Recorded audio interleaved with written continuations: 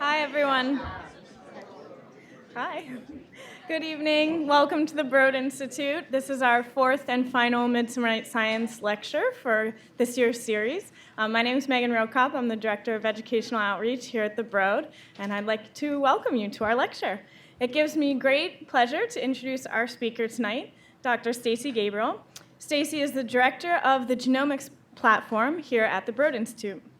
Stacey earned her undergrad degree in molecular biology at Carnegie Mellon in Pittsburgh, and she then went on to do a PhD at Case Western, and at that point came to the Broad, which was not the Broad back then, but was part of the Whitehead right next door, so the building that we share our patio with, and which is also affiliated with MIT. And she came there to work with our now Institute Director, Eric Lander. Tonight, Stacey will be speaking to us about harnessing DNA sequencing and genotyping technologies to illuminate the similarities and differences in the DNA found in different cells, different organisms, and different species. Before you join me to welcome Stacey for her talk, there's just a couple of slides I want to show. First of all, apparently you can tweet all about it, and there's our hashtag. This is our hashtag for tonight. All right, so there you go. Please join me in welcoming our speaker, Stacey Gabriel.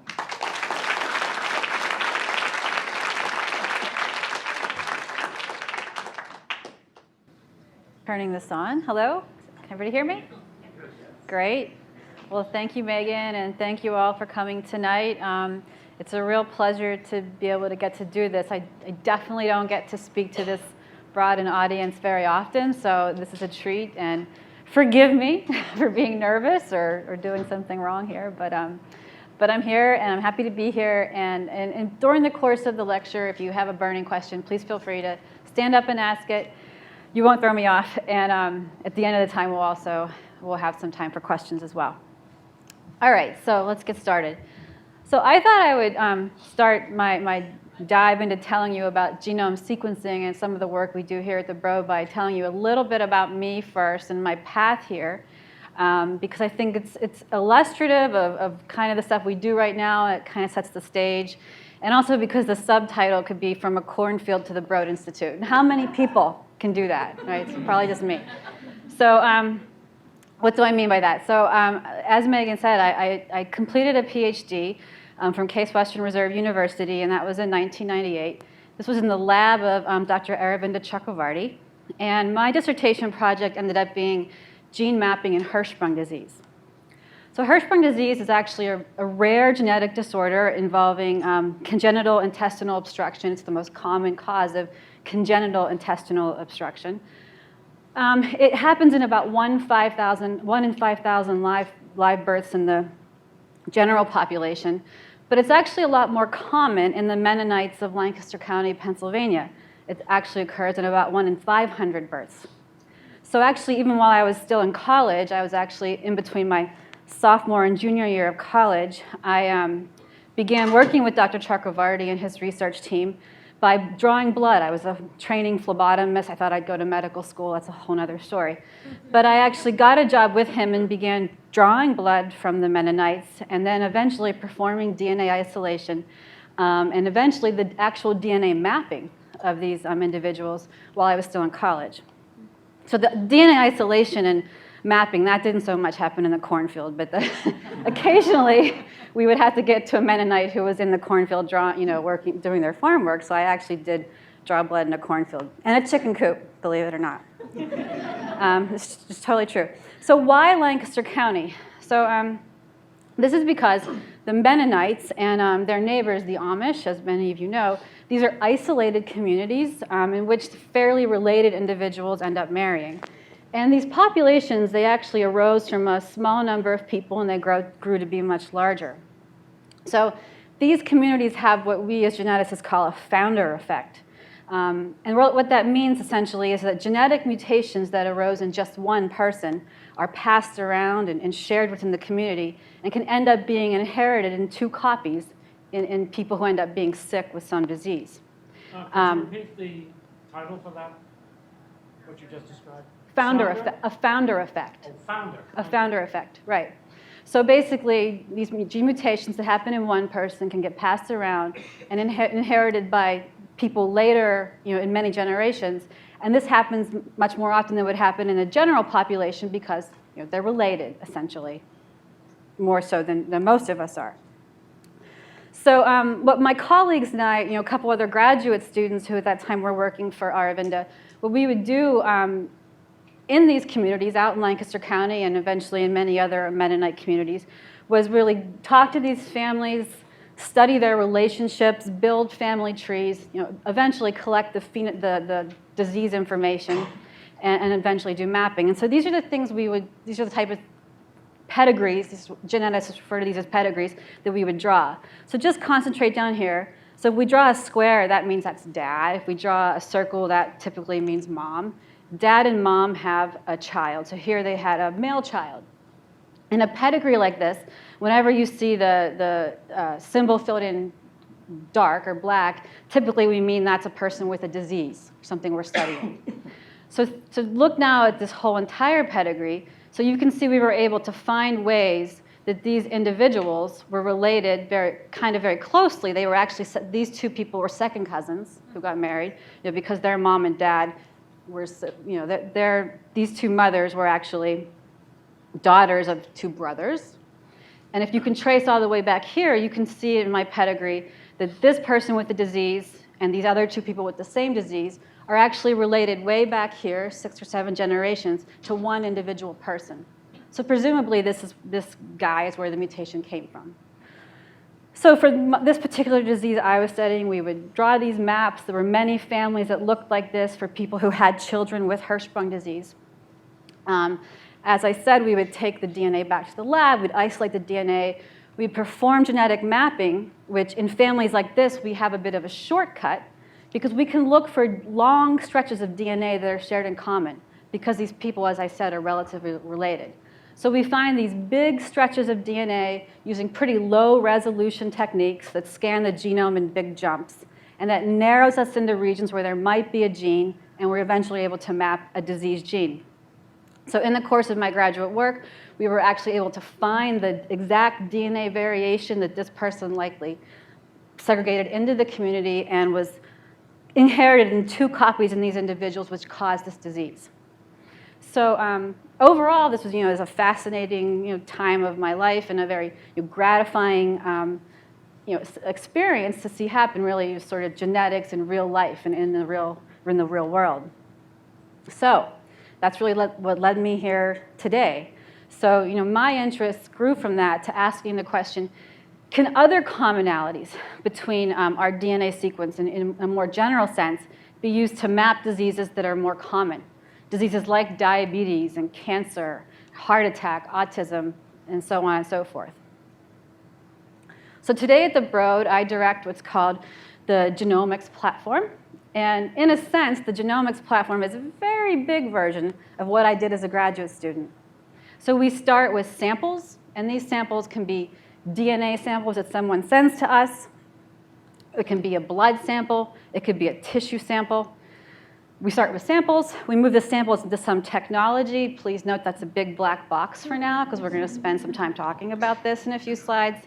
And then we move on to doing analysis of that DNA that was sent to us. In total, the platform includes about, I believe it's 187 staff members right now. These are lab technicians, software engineers, project managers, supervisors of such, and computational biologists, and me. So what was in that big black box? Well, a lot of technology that we use to perform the various steps that are needed to do genetic mapping or gene sequencing. So to the most, at the most basic level, we have sequencers. There's a variety of different sequencing platforms we use. A little picture of them, their name. The number up here tells you how many of these instruments actually sit over there in the lab. So our primary platform, the one we use the most, is sold to us by a company called Illumina. It's a high-seq instrument. We have 51 of them over at a building a few blocks away. And I'm going to tell you how that technology works in a few slides from now. But we also have many devices to perform liquid handling, to move reagents and DNA samples around. other methods of performing quality control of the samples. These read various values of the samples to tell us if our reactions are working correctly, if the DNA is what we want it to be. Methods of different instruments to use to size the DNA to, again, make sure we're putting the right thing into our reactions. And then things to just move plates around and move tubes around. OK. So the rest of this talk, that was my intro, is divided into 3 parts. I'm going to tell you, what is DNA sequencing, what's our genome, what's in it. I'm going to show you how we sequence DNA, and then finally give you a few examples of what exactly we sequence and why we do it. All right, first, what is DNA sequencing? So let's start with a little history about DNA and the genome. So about 150 years ago, the Austrian monk, Gregor Mendel, published his results of some breeding experiments on garden peas. And he came to the conclusion that there was particles that passed along inheritance information. Later, much later, and this was about 50 years ago, Watson and Crick laid out what the actual structure of this particle of inheritance would be, and this is DNA. Now, a draft sequence of that DNA, of our human genome, was created in 2001. By it being a draft, we mean that it wasn't quite right. It laid out most of it. They got most of it right, but parts needed to be filled in. A few years later, so in 2004, finally a completed genome sequence was announced. This was 99% complete version of all 3 billion bases of our genome. And so this has really led to this enormous promise that we could use this information for genetic studies, for medical research, and to really lay the foundation for moving ahead. But how are we going to realize this promise? How will this information be used? Well, let's talk a little bit more about what is in our genome and what we know about it so far. So think about our genome as an instruction manual to our cells. It tells our cells what to produce and when, what kind of cell they're going to be, what gets turned on, what gets turned off. You can think of it as a book, essentially, with 3.2 billion letters in it. These letters are made up of chemical particles, which we abbreviate A, G, C, and T, and they are laid out in different orders across those 3.2 billion letters. These letters are packaged into 23 chromosomes that contain these letters and that you inherit. So you have 46 chromosomes in every one of your cells. You get one of these from your dad and one of these from your mom. Since the completion of that draft sequence, we know even more about our genomes, and here's just a few fun facts. In total, our genomes contain about 20,000 genes. So that basically are encoded by these 3 billion base pairs. The gene is the actual unit or the actual stretch of DNA that encodes for the protein that actually provides the functional element of the cell. Now, the gene territory, so the part of our 3 billion bases that is actually packaged into one of those genes, is only about 1%. The rest of it, the rest of the 99% of bases, are somewhat unknown to us what their function is. Some of them seem to be important because we share them with other organisms. Some of them we're just not sure. So really only 1% of our genomes encodes our genes. Now if you look to the person next to you, know that 99.9% of those 3 billion bases are actually identical. They occur in the exact same stretch, the exact same order. And so that means there are about 3 million differences that exist between you and your neighbor. If I went and sequenced your genome right now, I would find about 30,000 variant sites, so 30,000 positions that I've never seen before. About 300 of those variant sites are actually in a gene. So if you think about this number for, if you think about medical research, so if I have something wrong with me and I want to know if my genome can tell me what it is, this is where this is where sort of the state of the field is and something to think about. How do we know which of those 300 might make a difference? Some of them mean absolutely nothing because you're fine, I'm fine. But some of these might make a big difference. And so this is what we're trying to do is figure out which ones the important ones are. Also, we now know, because we've sequenced a lot of genomes, that you probably have approximately 1, maybe 0, maybe 2, DNA changes that are totally new. You didn't get it from mom or dad. It just happened in you. So how do we know all this? How many genomes have been sequenced? What has happened over time? So I told you that in 2001, we had our draft reference. In 2003 and 2004, it got finalized. Over all these years, we basically had one complete human genome sequence, just one. In 2007, we got added to that knowledge the complete genome of Craig Venter. So Craig Venter is a biologist and entrepreneur who started this company, Celera, which competed with the Human Genome Project. So he got his genome sequenced to completion. In 2008, a year later, the complete genome of James Watson was sequenced. So this is one of the people who discovered DNA. So a number of people who were doing DNA sequencing thought it'd be pretty cool for him to have his sequence. I agree, that's pretty neat. Later that year, the first complete genome of a tumor sample was sequenced. This was a tumor of an AML, so that's a blood cancer. So individuals, my colleagues at WashU, sequenced this tumor, and they sequenced the matched DNA to that tumor. We're going to talk about some of that sequencing later. Now, at this point, I was trying to think of a clever schematic, and I couldn't come up with one. But thousands of human genomes have been sequenced. So what changed? Technology. Technology actually changed quite a bit.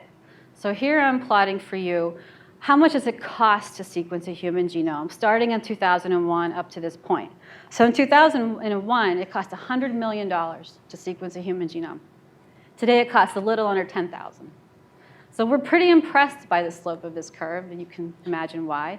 Here we're comparing it to what is referred to as Moore's law, which is this idea that the density of integrated circuits basically doubles every year, and so people are often so fascinated and impressed by how computers get cheaper and faster, and that is because of this doubling. But really, genome sequencing kind of blows this away.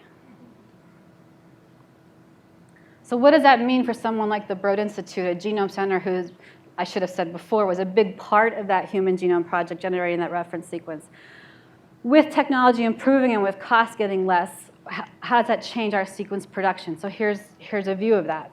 So in 1999 to 2006, so again, here we're working on completing the human genome sequence. Here we're doing a lot of sequencing of model organisms so we can have something to compare the human sequence to. We measured our output in billions of bases. So how many billion bases did you produce that year? So in 2006, we were really impressed that we produced 70 billion bases. Well, by 2008, that seemed really kind of puny, and we were saying, what were we doing all the time? So 2008, we managed to sequence nearly 1,800 billion bases.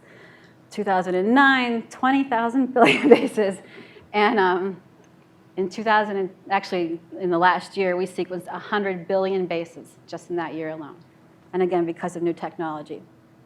What does that mean in terms of how much information we generate?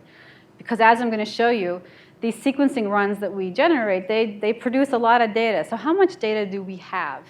So it turns out that at the Broad, we store about 6 petabytes of data right now. Most of this is sequence data. How do you think about a petabyte? I certainly don't necessarily know how. So this is kind of a clever slide that Niall Lennon provided to me. So a petabyte's a lot. So 1 petabyte equals 20 million four-drawer filing cabinets that are filled with text. It also equals 13.3 years of HD TV video. 1.5 petabytes is the size of 10 billion photos on Facebook.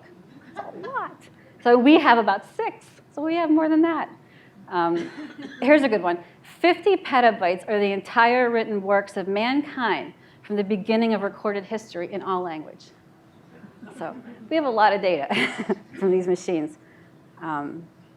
So that's a little bit of background about genome sequencing. So now I'm going to spend just a couple slides. I don't want to get into a tremendous amount of depth on this part because I want to tell you how we use it, about how DNA sequencing actually works.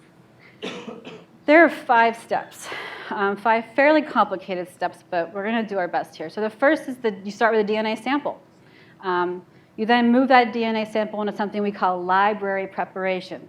So taking that DNA sample, chopping it up, and getting it ready to use. We then have to amplify the DNA sample so that we have enough material to actually be able to visualize it somehow. We then perform a sequencing reaction, and then there's alignment and variant detection. So this probably wasn't entirely satisfying to you because it's kind of boring. So what I did was I found a video actually on YouTube that I think actually walks through the steps of the technology pretty well. It's less than 2 minutes long. It's I should say, a disclaimer. It was put together by Illumina, a vendor of ours. But I think they did a nice job. I'm going to play this for you, and I'm going to talk through the steps. I'm not going to use the fancy narrator they have. I'm going to step ahead into this. All right. Imagine the blue thing is a DNA molecule. So you start with a DNA molecule, long piece of DNA that we get out of a sample. What happens first is that the DNA is sheared, and we ligate on a base at the end that allows us to stick on. I'm going to pause here. Stick on, oh man, something called an adapter. Think about adapters as little fake pieces of DNA, kind of like when you eat an ear of corn. You put them on the end of an ear of corn. That's what we put on the end of each piece of DNA that's fragmented. The reason we have those there, oh, sorry. Oh. I've never used video in a presentation before. Show us again. Oh. That's what the machine looks like. Well, that's the old version of the machine. It looks different, a little bit different right now. Okay, so the first thing you're seeing is that big blue thing. That's the DNA molecule. We cut it up. So instead of having that whole big stretch of billions of bases, it gets cut up into a couple hundred bases by an enzymatic method or other types of shearing methods we have. At the end of each thing we cut up, we put on a little sequence that will allow us to attach a longer, what we call primer sequence. These primers are fake pieces of DNA that are going to allow us eventually to anchor that test piece of DNA to a substrate. That's the yellow thing, is sort of the synthetic DNA molecule. That's the library preparation. Now we have to amplify all those little fragments of DNA. That goes onto a flow cell. Here's a flow cell. It's the size of a microscope slide. That flow cell comes to us printed with this lawn of primers. So they sell it to us, and those are short stretches of synthetic DNA. Soon, our test sample, so these are our test fragments, they fly in, and they find places to bind to. So they get stuck onto this substrate. They then get amplified, so there's a chemical reaction that goes on that takes each of those fragments and makes what's called a cluster. So it's a little site of clonally amplified molecules. So now there's enough, basically, in one spot that we're able to image it. So what are we imaging? Well, we're imaging what's happening during the actual sequencing reaction. So we're trying to read out those blue dots right there. And now the next part tells you how that happens. So this is the part that's actual sequencing. So 4 synthetic molecules move in, an A, a G, a C, a T, and they're labeled with different colors. So the T is labeled with red. The G is labeled with green. And they fly in every time at every cycle. If you're an A, you have to match to a T. If you're a C, you have to match to a G. And so at every cycle, we're taking a picture of what color got incorporated. So we first had, so that cycle we had a green. Now we have another, oh, I'm sorry, it was a blue, I'm sorry. But it goes blue, blue, green, yellow, whatever. So we're taking this picture, we're recording the color, and that's telling to us what letter got incorporated. That's kind of the end of the video, but it keeps going. And that's the end. So that all happens on something like this. So what do we get out of that? Well, I have to move on. All right, that's all of the pre-made video you're getting. So out of every run, we get about 100 million short stretches that are typically about 100 bases of letters. Red, blue, yellow, green turns into letters, A, G, C, or T. So here's like 12 stretches. Imagine there's 100 million. That's what comes out of every run. So what we're able to do in human sequencing is match up these short stretches to our reference, because we know what order they should be in. And so we have computer algorithms that match them up. It goes, oh, that was that. So the short stretches find where they're supposed to be. They pile up. Oh. And we get to the end. And then we read for our test sample, which is here in black, what the DNA sequence of that test sample was. And what we find is that at some places, we observe a site that is not what it's supposed to be. It's not what the reference told us it should be. So here, a C turned into a T. Because of this short sequencing technology is so cheap and so fast, we're able to generate a lot of over-coverage, so we oversample every position.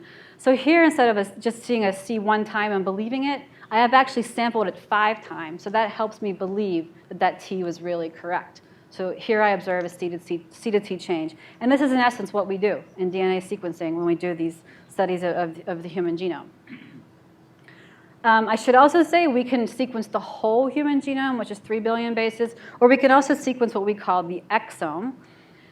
So the exome is just the coding portion, so just the genes that are in the genome. As I told you earlier, the gene content is about 1% of the genome. So if I just want to sequence your genes, the part of your genome that turns into proteins and then eventually you, I can get by with only sequencing 30 million bases, which is a good cost savings. And there you go. So how can I do that? So we actually invented a pretty clever trick here at the Broad to do that. So I want to tell you just a bit about that because we use it a lot. We, and by we I mean a lot of people with the Broad, but this was published by a scientist here named Andy Nurkey, invented a method in which we go fishing for genes. So what happens in this method?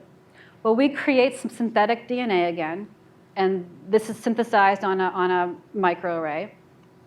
The synthetic DNA matches the genome sequence of all the genes. So it's just complementary. It'll hybridize. That gets cut off and put into a single test tube. So we actually have 20,000 genes, which have 10 bits each, so 200,000 bits of DNA which match the genes. Those 200,000 bits of synthetic DNA come to us in a test tube. We then, on the side, take a blood sample, get the DNA out, and we prepare a library, like I showed you before, fragmented DNA. We'll call this the pond. So we essentially take the baits and the pond, and we go fishing. So we go fishing for parts of the human genome that match the synthetic DNA that I made an oligo to. Because the synthetic DNA is created in such a way that it has a chemical on it that we're able to fish out using a magnetic bead, we can mix together the things that have bound to one of these fake bits and the things that aren't matching anything, that are just the rest of the 99% of the genome, they just float away. They never get stuck to a bead. Then we're able to take stuff off of the bead and put just that part onto the sequencer. It's really amazing that it works because we are fishing out a small part from the rest, but it does. And we're now at the point where we've done tens of thousands of these experiments for human DNA samples. So that's exciting. All right, so now we are turning to what actually we sequence here at the Broad and why. We sequence a lot of things. This exact same technology, basically the cartoon I showed you, is applied to all kinds of different projects. The Broad is one of the, is designated by the NIH as one of the large-scale sequencing centers. We're actually in the 13th year of this program, so we're involved in a lot of very large and varied projects. So, and there's quite a few different types. There's sequencing of infectious disease agents, sequencing of microbes, sequencing of viruses, or different kinds of critters that we want to know the sequence of that we haven't known before. Sequencing our microbiome, so the microbial bits that live in and on us is how they say. But most of what we do, actually 90% of what occupies the sequencers over a couple blocks from here, is actually human DNA samples. And these are for various medical and cancer genome projects. So what I'm going to do is walk you through 3 examples of those types of projects and what we're learning from them. And there are so many I could have picked from, so I hope nobody gets offended. I didn't pick their project. But I wanted to pick 3 that would illustrate different approaches. And these, generally in the human and cancer genetics, the types of things we do fall into 3 categories. We're either sequencing families, so we can study how the DNA is inherited within a family, Or we're doing something called a case control study, in which we have people with disease, and we're comparing their DNA to people without disease. Or in the case of cancer, we're comparing a normal genome to a tumor genome and trying to find differences. All right, so let's start from a high level again first. So why sequence DNA at all in people, and how do we pick what we go after? So I'm going to start with this idea of what we call an allelic series. So all the possible versions of a gene. So if I take any gene and I mutate every position, that would be considered its allelic series, because I have a whole set of variants of that gene. Now in model organisms, that series has been able to be characterized by actually going in and directly mutagenizing, so changing that base and then studying the consequence. And here's an example you do with fruit flies. These are actually eyes of fruit flies. And so they can go in and change every base, see what happens. So we can't really do that in people, right? That wouldn't be right. So what we do then in human genetics is study the natural consequence of changing at any position. And we do that by studying the DNA of people with disease, by people without disease, by people who have been exposed to things. You want to know what is the natural consequence of being exposed. That's how essentially we will get to understanding the function of the gene, and then hopefully learn something about what genes are important in disease. I just said that part. All right, so let's start with a case of a familial trait. So I'm going to tell you about this study of familial low LDL. So why LDL? What is LDL? So LDL stands for low density lipoprotein. And your level of LDL in your blood, lipoprotein, is related to your risk for heart disease. So having high LDL is bad. It's a risk factor for heart disease. So statins, are drugs that everyone's heard of. And these are actually drugs that reduce your LDL and help to protect you and decrease mortality from heart disease. There's a there's a variation of LDL levels in the human population. So here's like, if you measured a whole bunch of people and you plotted how many people had this level and this level, you'd see this distribution. The mean LDL level is 130 milligrams per deciliter. There's a trait called low LDL or familial low LDL, which are basically these people down here. They have the lowest 5th percentile of LDL. So this has been known, and there's 2 types of this disease. One of them, the genes are known, and there's mutations in a gene called ApoB, and also mutations in a gene called PCSK9, which leads you to have this low LDL. However, those people who have type 1, they also have something called fatty liver. So there's something wrong with their liver where they have fat malabsorption. So that's not so good.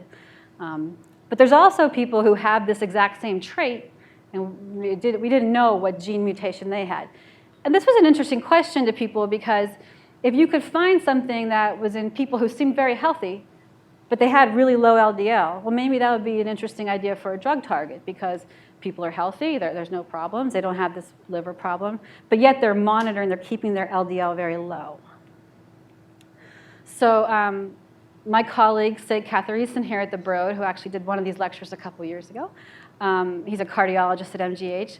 He and one of his colleagues from WashU, Gustav Schoenfeld, actually ascertained a family that looks like this. So remember the pedigree from before. Here we have a dad and a mom.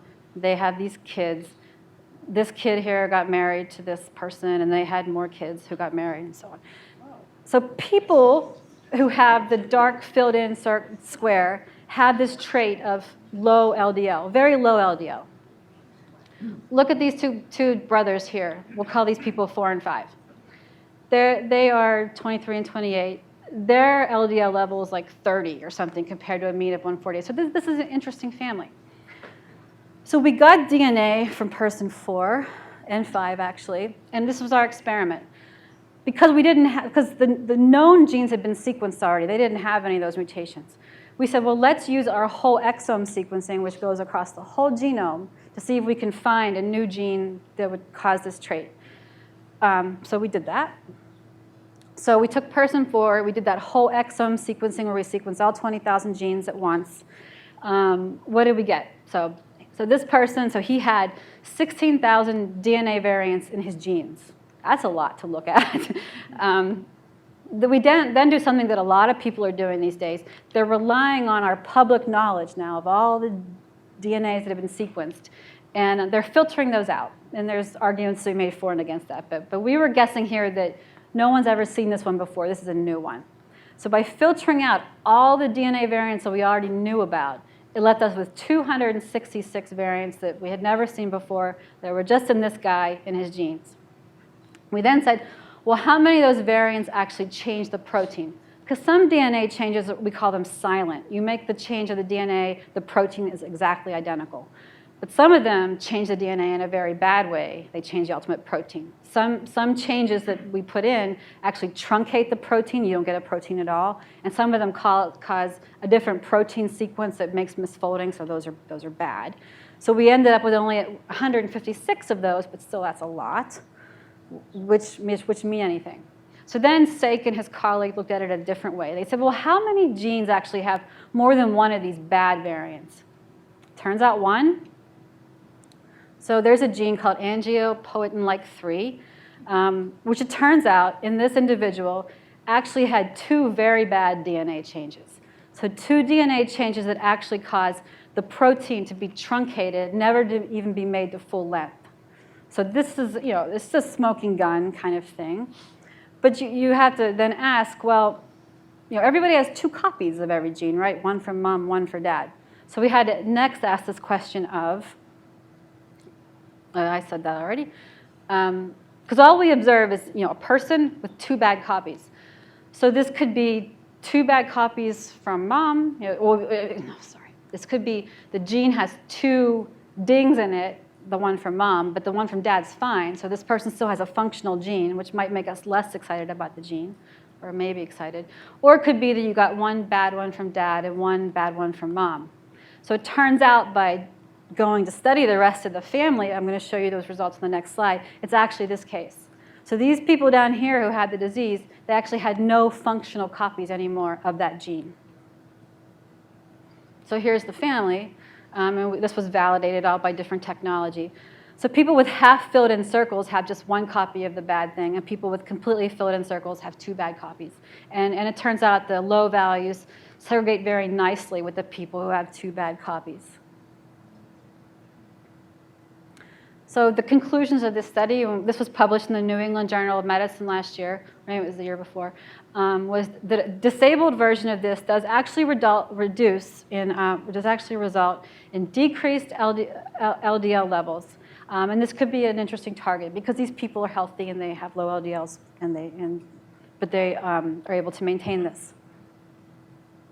All right, so what about complex disease? So the example I showed you is really an example of a case where, and there are a lot of traits like that I could have shown you data from, but there are some of these traits, and we call these simple diseases, where the sharing of a disease is very clear through the family. One member has it, and you can trace the sharing of it through the family. In these cases, we're often able to use that knowledge and gene mapping to find DNA variants that co-segregate, so they go along with the disease. In these cases, what makes them simple to us is that the genotype, so your flavor of the gene, is very strongly predictive of if you have the disease. So there are thousands of examples of diseases like this. Many thousands have actually been cloned, so we know the gene cause. And these are diseases like cystic fibrosis or Huntington's disease or sickle cell anemia or familial cancer syndromes and whatnot. The linkage studies, like the ones I told you about that I did in graduate school, they were successful in these diseases because we had low resolution approaches. So we weren't able to study the whole DNA. We were able to study bits of it. But because we had this sharing in the family, we could narrow in on things. Now, more recently, there's been a resurgence of these kind of studies because of the whole exome sequencing. We can sequence whole exomes and map some of these genes we didn't know about. But where I'm getting to is that most diseases that have a genetic component, and most do, it's not that simple. So you have your genotype, so you have your flavor of the gene, you have your behavior, you have the environment, and you just have bad luck. And that's often what causes disease. And these are a lot harder to study. So for example, your risk for for heart attacks is quite like this. So there's a genetic component, and we know that because you can study how heart attacks are shared within families. So if your mother or father had a history of early onset heart attack, you can ask what your increased risk is. For men, that's about a 3.2-fold increased risk. For women, it's about 2.9. So we know genetics are involved, but it's not clear-cut like in the earlier example I showed you. So for these instances where it's much more complicated, what we do are very large case control studies or association studies. We take people who have a heart attack, and we have to take people who didn't, and we compare what their gene sequence is like. So I'm going to show you very quickly the results of one that's just still in progress and illustrate why it's hard. So Sake, again, my colleague and his student Rondeau, have designed this study where we had 1,000 people who had early MIs, so men less than 50, early heart attacks, men less than 50 or women less than 60, and 1,000 hypernormal controls. So these are people who are old, but they have a high risk for heart attack. They have various bad levels, or they're obese. They have a high risk score, but they haven't had a heart attack yet. We performed exome sequencing, and we asked to find variants that are different between the cases and controls. In an initial scan through, we found a couple genes that were interesting. So here are these two numbers of the frequency of changes in the gene in cases and controls. So here's one that stood out to us. It was a 1% frequency in cases, and it was very low in controls.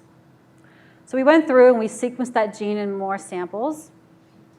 And we come up with a sort of exciting conclusion, but this is not sort of the grand slam, of course, that we want. So after sequencing 4,000 additional people, just like the ones I told you about on the screen, for just that gene, we find 58 bad genes in cases and 24 in controls. So it's statistically significant. This result shouldn't happen just by chance. And overall, we can say that the mutations in this gene give you a 2-fold increased risk of MI, but this is not exactly something that's explaining all of the risk of MI. So what we're able to tell so far in a lot of these complex traits is that we're going to need to study thousands and thousands of people to find the genes that might explain all of the genetic variants of that trait. All right, I don't have a lot of time left. I'm going to talk about cancer quickly. So we also sequence cancer genomes, and these studies are different from the two I told you about before. So cancer genomes are really screwed up, to put it quite bluntly. So if I look at a normal genome, so here's a normal, we call this a karyotype. Every chromosome has a different paint on it. So I told you before we have 23 pairs of chromosomes. Here's a tumor karyotype. So these are chromosomes that have just gone awry. There's many copies of chromosomes. There's chromosomes stuck together that shouldn't be there. And this is part of being a tumor. So what we do in our cancer studies is we try to understand where events are happening in genes more often than they would be expected by chance, and within a given tumor type where we're finding genes that have an accumulation of mutation events. So we take the person's blood, because the blood has your normal genome in it, one chromosome from mom, one from dad. And we take tumor DNA, we sequence them, and we look for changes. So typically, we see about 3,000 differences between your blood and a tumor sample of the same person. So about 1 in every million bases, the tumor has a mistake in it. And within the genes of a tumor, there's about 30 changes that are different in the tumor DNA. At the Broad, we've sequenced thousands of tumor samples. So we've sequenced over 5,000 different tumors right now for various studies.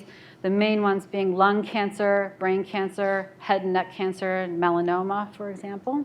And we're learning all kinds of interesting things.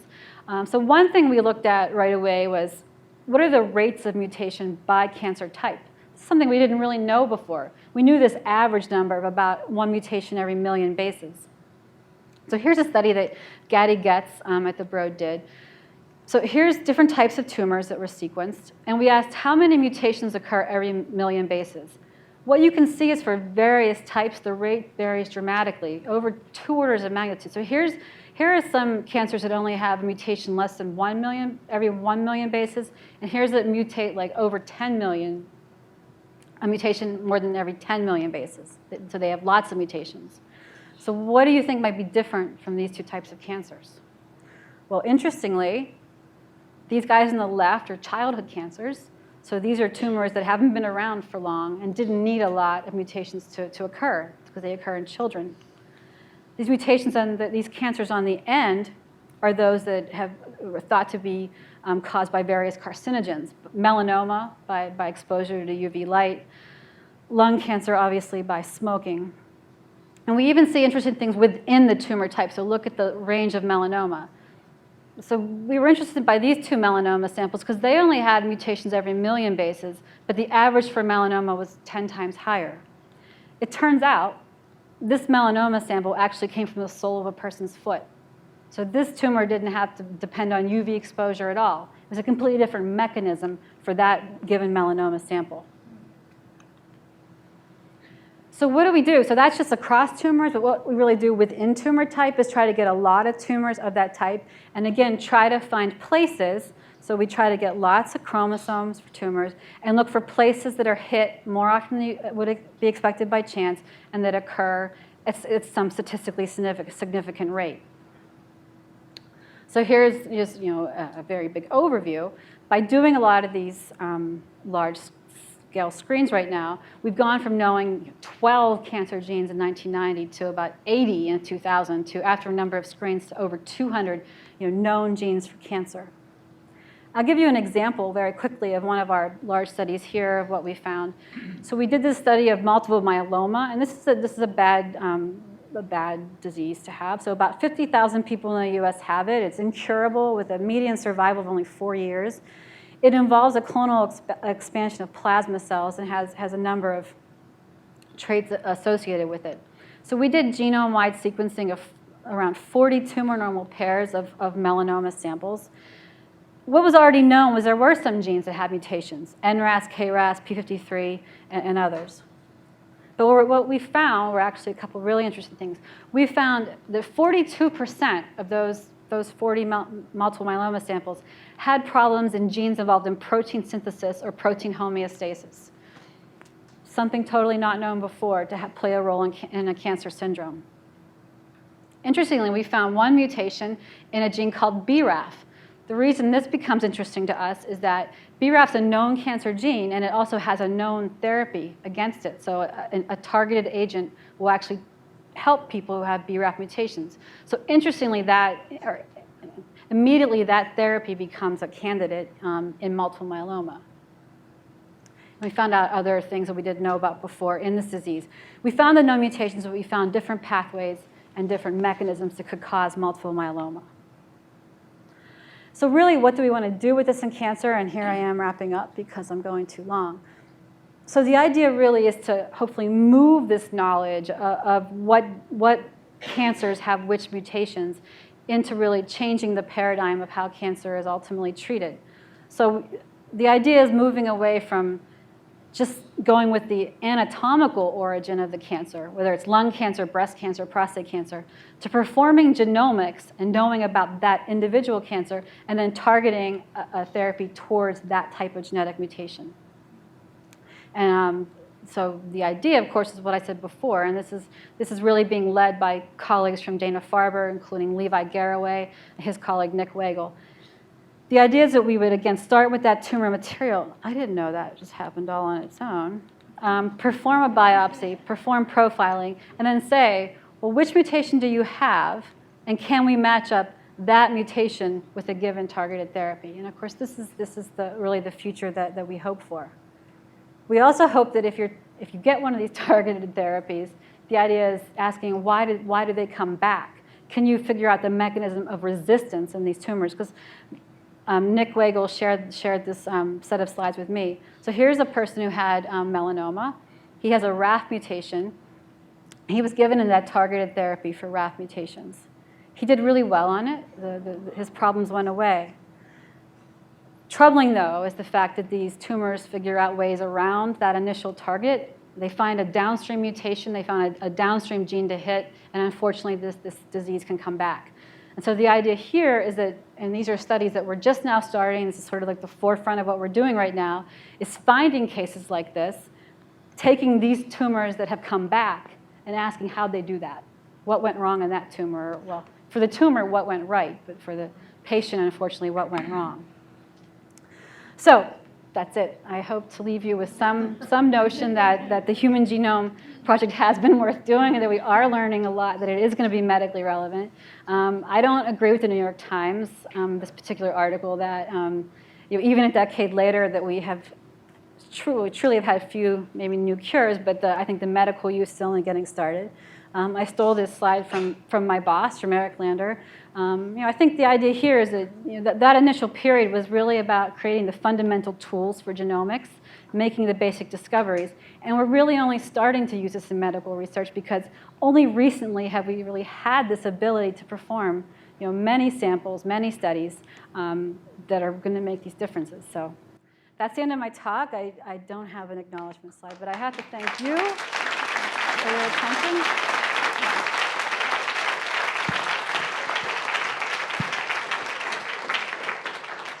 So we have time for some questions, and we're going to use the mic for questions. So if you guys have questions, let me know. I'll bring the mic around.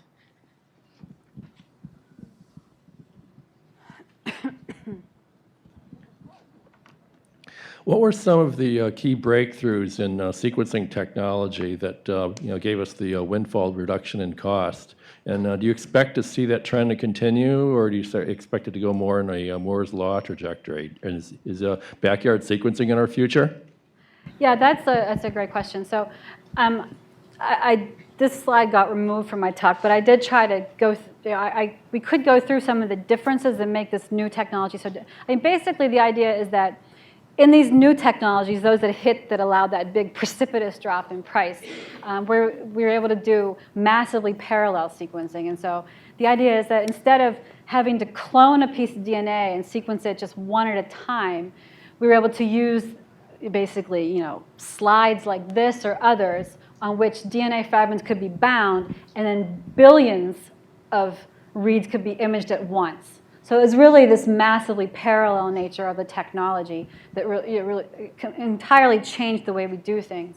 And so, that earlier slide I showed you with the platforms, if you would have come to a talk like this 8 years ago, there was one platform, and it was that the old generation that did the one sequence at a time kind of reaction. Now there's 5 or 6 different technologies that are doing this massively parallel sequencing, many reads at once, but in different ways. They're using different mechanisms of readout. So it is getting flatter right now. We aren't seeing these drops now every year because with many of these technologies, you start to run up against the resolution of how good the cameras are, for example. You can't get spots too close to each other because the cameras can't resolve differences.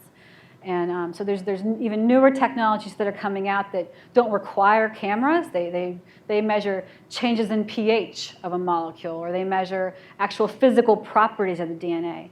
Now these may increase. There may be another couple orders of magnitude there. Certainly, if we're ever to get to that idea of the $1,000 genome, we do need another order of magnitude. And is that going to happen this year? I don't think so. But could that happen 2, 3, 5 years from now? I think it's possible. But it probably won't be the exact technology we have today. There will have to be some changes to it. I was wondering if you could talk about where the reference genome comes from, since every individual human being has any number of mutancies. Is it like an assimilation of a whole bunch of different people's genomes? The reference genome was basically made from about 6 different individuals who weren't identified. Their DNA was sort of all mixed together. And the reason there was just one reference was it used to be very hard to do that amount of sequencing. And we didn't have anything to compare it to. So those genomes had to be cloned into very big pieces, and those clones had to be sequenced bit by bit and put together very painstakingly. So you're right, we do have just one reference genome.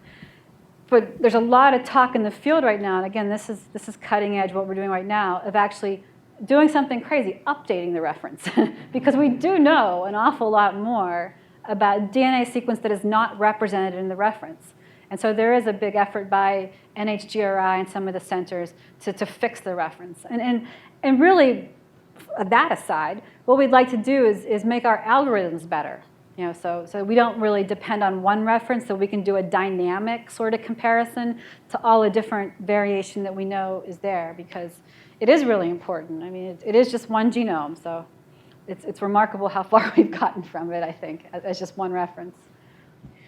So my question kind of was her question, actually. But I guess to take it just a little bit farther, is it possible after, humans have been around for a long time, is it possible that we actually have any DNA that's perfect, if you want to say, or that we'd actually be able to get any sort of reference DNA, even from compiling different groups? How would we know that it was actually? No, I think that, these are great questions, and I think that that's sort of, it's a very interesting time in this field because so much of it has been about comparing to that known sequence. And there is so much variation right now that really, I think where we get to is the need to, like I said, design better algorithms so that we can use all the information we know about when we study the next genome. Because it's really quite remarkable that, let's say for some of these tumor genomes, we spend $10,000 to perform an experiment, and 99% of what I find I already knew about because we share those positions. It's just that tiny little bit that I didn't know about that I'm going after that might be the medically relevant or the disease relevant bit. And so really, we have to exploit all of that common knowledge to make our experiments ultimately, better and more efficient, more fruitful. Your focus was on the genome, gene encoding portions of the DNA. Could the non-coding regions cause any diseases? Absolutely. There's no doubt about that. It's a tough question to answer because any time you go into, many of these scientific lectures that I go to, people want to argue with you about just sequencing the exome. And it's totally true. Right now it does become a cost question. So it costs 10 to 15-fold less to sequence just the human exome. And I guess you could say we're going after the low-hanging fruit right now, hoping that we're able to take what's in the gene and interpret it. Because even though we'd love to sequence whole human genomes all the time, we really run up against how we interpret that. Because if you take the whole human genome, I end up with 3 million different sites. I don't know which are important. But at least when I have the gene sequence, I can do that kind of thing I mentioned to you before where I can say, is it likely to alter the protein? Is it likely to turn the protein off? And at least that gives you some inroad to interpretability. I feel like it's going to take many more whole human genomes in disease studies to be able to give the data to the smart computational people to work out the algorithms to say, yeah, that one's important. But another way to answer that is that there are certainly parts of the non-exome that are important because they're the promoters. So they're not part of the gene, but they help turn the gene on. And so what we're doing now is trying to add those parts into our exome experiment so we can get rid of maybe the 95% of the genome that isn't part of a promoter, isn't conserved down through the species, and focus on the 5%. But there's different ways to slice it. But a lot of it becomes about, unfortunately, about money and about the economies of these large experiments. My question was about what you just mentioned about the computational staff. Yeah. Like how many people and what are they doing who are looking at the data sets? Can you say something about that? Sure. So there's a lot of computational people at the Broad. So these are many people with PhDs in math and physics and biology. And so really we are sharing this data directly with these people. And we give data to these analysts already aligned to the genome. So we tell them the order the reads are in. We can give to them copies of what the DNA variation is, so a report on that. And then really it comes to the analyst to do the interpretation part. But there's also a lot of the software that was developed to do a lot of that, turning the read into an actual variant call, was created here at the Broad by computational biologists. And within the platform, within my group itself, it's a team of 15 or 20 PhD levels, computational scientists who are doing these things. But I would say that we can't find enough, really talented computational folk. Okay, this question is very similar to what another gentleman was just talking about. Yeah. I was wondering how much Broad has been experimenting with what's outside the exome within the human genome. Like, I'm wondering, like you mentioned before, like in the fruit flies, how sometimes you might take out a gene and just see how it affects the fruit fly. Have you also been using these kinds of techniques with what is outside the exome? Absolutely. And so, you know, a big part that was maybe the little title that was created, the blurb about my talk that was created, it was a little bit of overselling. I didn't get to the whole organism, you know, sequencing many organisms. You know, it's just hard to do all that in like, you know, 45 minutes. But so we certainly have used a lot of data from these projects where, you know, where we have this complete sequence of 30 different mammalian species, many species, and we can line those up, and we're trying to find the regions that are shared, you know, from us down to the earthworm, and really try to figure out what is going on in those regions that aren't part of a gene that are out there in the middle of nowhere. And a lot of those are promoters, so regions of the DNA that you know have to be near a gene so the gene could be turned on. There was a whole study, a whole different field created here by a researcher named John Wren and a student in Eric's lab, Mitch Gutman, where they found what are called link RNA. So these are RNAs, these are bits of the genome we never knew were important before, but have a function in how gene regulation is carried out. So they are absolutely there. We know a lot less about them right now, but like I said, we can get down from maybe, we can expand ourselves from the 1% to the 5%. We probably have a whole bunch to learn, but a lot of this stuff in human cancer genetics right now is the low-hanging fruit of just the genes. And remember, it wasn't so long ago that I was in graduate school where, you know, I spent 4 years sequencing one gene in 300 people, which seems kind of like a bummer right now because, you know, that could be done in pretty much an afternoon here. So we're really excited to be able to sequence the 20,000 human genes right now in a single experiment. And I totally believe that it's going to be whole genome, and we're going to answer these questions about the non-coding portion very soon. But we have, I think, a lot to do just in that, the gene part right now. So we're going to take one last question. Sure. What do we think that the other 99% of the DNA is that... Everybody's focused on 99. No, okay. Do we have ideas or anything like that as to what it might be, or what's outside the gene area, what it's doing there, what its purpose is, or anything? It's all, you know, it's there for a reason, clearly, because you know, there's been a lot of time of evolution. But like I said, a lot of it is shared, you know, so it's shared, and it's regions that are telling genes to turn on or to turn off. Or it's bits that are, you know, just these little RNAs that have a lot to do about with the timing of, you know, genes turning on, with replication, of actual function in disease. And it's so soon that I don't think we know yet, but there are certainly important things there. I'm sorry I don't have a better answer for you, but you know, give us some time with it. So before I invite you to the reception outside and invite you to thank Stacey with me for a great talk, I just wanted to mention that though this is our last of the 4 lectures this summer, these lectures have all been videotaped and are being posted on our website, and the videos of all of our past years of Midsummer Nights Science are also on our website. And then also one of our collaborating institutions, Harvard Medical School, has a series of science lectures for the general public in the fall called Science in the News, so I would encourage you guys to check that out as well. And I hope you'll come join us in the reception, and for now, join me in thanking Stacey for a great talk.